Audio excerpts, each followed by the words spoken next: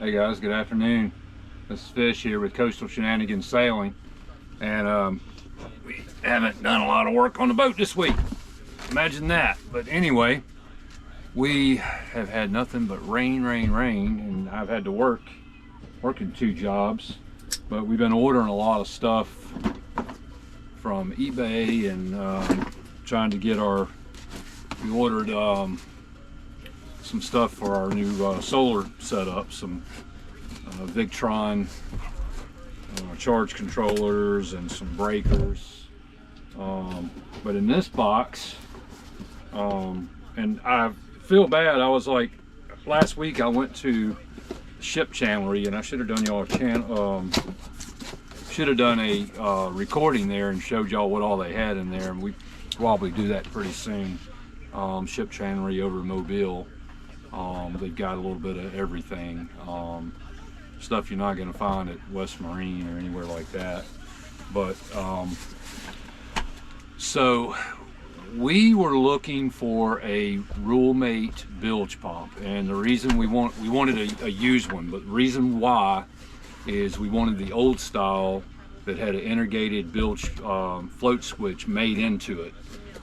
Which the ones they make now, they still make the Rule-Mate, but the float switch now is like a water sensor float in it. The old school style has got a mechanical float, and that's the one we wanted. The reason why we want one of those is because there's not a lot of room in the lowest section of the bilge. If we can clear up some room by just having it all together, we're going to do that. But what we want to do is set up an actual bilge system, where what we're going to do is we plan on putting a larger bilge pump above that pump, and that will be a small pump, one of these small Rule-Mates. I bought 5 of these. I bought 5 pumps for $35, and considering they're well over $100 a piece, I think we did pretty good. This is some West Marine garbage pump we knew was Bilge Pro. We knew it was going to be in there, but that's not really what we wanted. It's an 800 gallon an hour automatic bilge pump, so it's probably one of those that's got the sensor in it. But what we were wanting was this little $500 gallon an hour, because it has a 3/4 inch discharge, so we can put a smaller discharge, get more water out of the bottom of the bilge. And this will be our workhorse. This is going to be the pump that's going to get used all the time. But we have some 2000 rules that are regular rules that we're mounting on aluminum plates. We got the aluminum plates ready and putting float switches on those. So those would be set up above the regular float switch to where they never ever get used unless this pump fails and the boat's sinking. So that's what we're setting up on them. This is an Atwood, this is a garbage pump. And then we have, I thought we had 3 Rule-Mates, but I guess we only have 2. We have a 500 and we have a 1100. And these, well, this one may not have the mechanical switch, but this one sounds like, believe this one does. Not for sure. These may be censored, but regardless, it'll work. So what we do when we hook these up, we use heat shrink butt connectors, which you can get at any automotive store. Sold at Ace Hardware. You can get them, really anywhere. But the like regular blue heat shrink butt connectors. But if you'll take a piece of heat shrink and put on the wire before, so a bigger diameter. So after you heat shrink it, crimp it, heat shrink it, and then slide your regular heat shrink over the top. It gives you not only a double waterproof bond, but it gives you a mechanical bond. So I mean, you can't pull it loose. So that's our setup, because I think not enough people really pay attention to a bilge system. They just put a bilge pump in their boat. So we want to set up something, proper like that. I mean, a lot of times, if you're in a scenario where you're sinking, you could take, I mean, you could cut your water line to your freshwater, your sink and your galley, and just let all that water, if it runs out on the floor, that water is already in your boat anyway. It's just contained in your boat. But you could just cut that line where it goes into your water pump and turn the faucet on. And I mean, that's something you can think of to do that would keep you from sinking.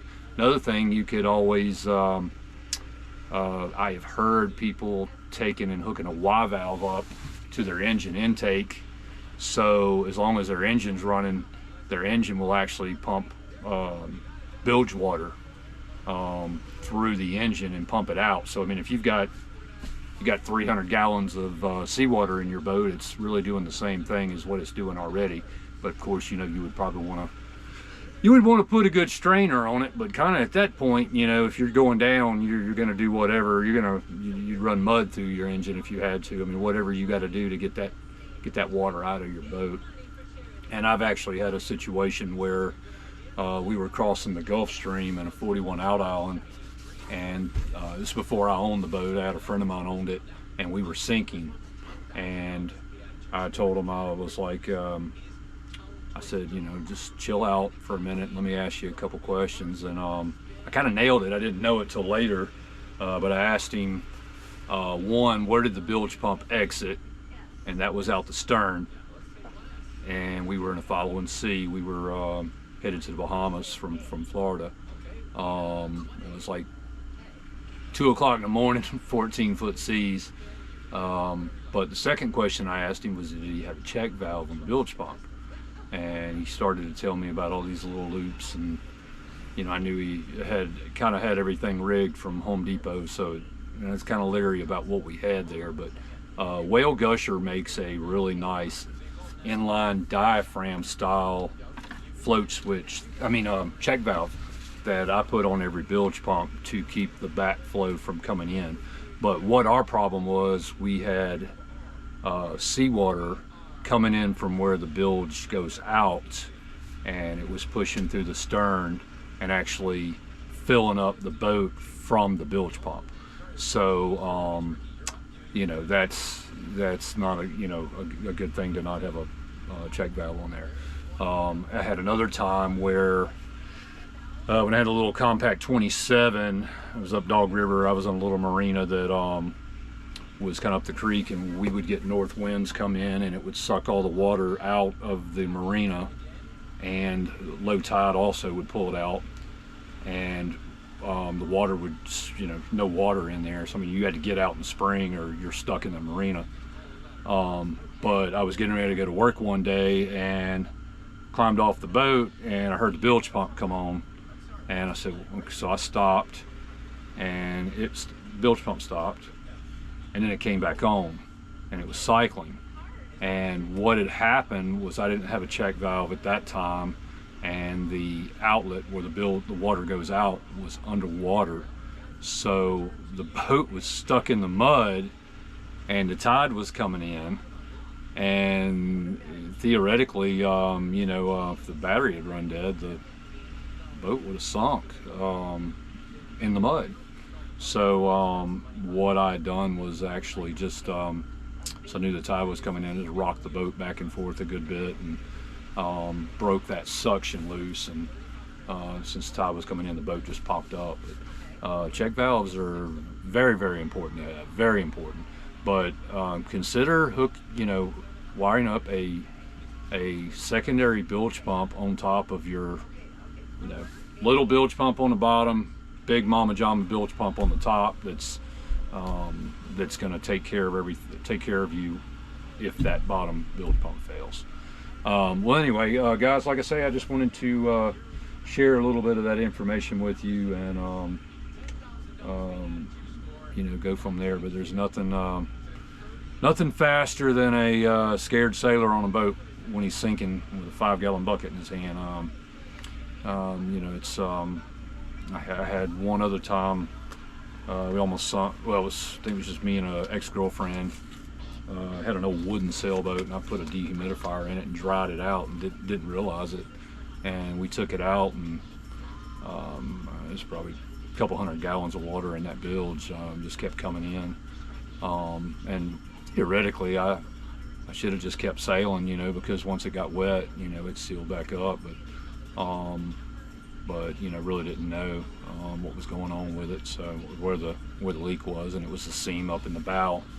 I went to the first aid kit and got some cotton and found some flat razor blades, and I just took the cotton, rolled it up, and just stuffed it up underneath it with a razor blade. That works good with mixing it with a little 5200 too, if you have some of that, 4200, and just packing it in any seam. I've actually done that, packing it cotton, rolled up cotton, and with 5200 and with a razor blade or a pocket knife, and actually packed it up underneath a through-hole fitting inside of a boat. They had like sometimes, you know, you buy a boat and they didn't put a fiberglass backing plate there, they put a wooden backing plate, and you know, they rot and they crack, and they'll start leaking. So that's, if you can't pull it out of the water, that's one way to address that, is just take the razor blade and use it, and you know, stuff the cotton and 4200, 5200, whatever, up underneath the edge of it. But anyway, I guess that's all I got today, and we're going to try to get down to the boat this week and try to start setting our solar panels up. Try to get some more stuff going on. We want to go sailing. We've got the first little bit of wet sanding done to where we want to start putting some primer on the decks and get all that painted, and just get her looking good. But the biggest challenge I'm having is I work 2 jobs, and I'm not a liveaboard. When I was a liveaboard, I'd have a boat fixed up in no time, because I mean, I'm not down there just watching TV. I'm, you know, I like being on my boat, so that's why I lived aboard, because I like being on the boat so much, and I did it for 25 years. But you know, when you're on your boat all the time, you're gonna get into some stuff. You're gonna work some projects. You're gonna work the magic, and you're gonna get your boat looking good. And you know, and it doesn't take much time when you live on it. But trying to do it when you got to drive, you know, 45 minutes to the marina once a week, twice a week, makes it kind of challenging. So anyway, I hope everybody has a blessed evening, and don't forget to subscribe, like, comment, and this is Captain Fish signing out. Coastal Shenanigans Sailing. We'll see you on the next one.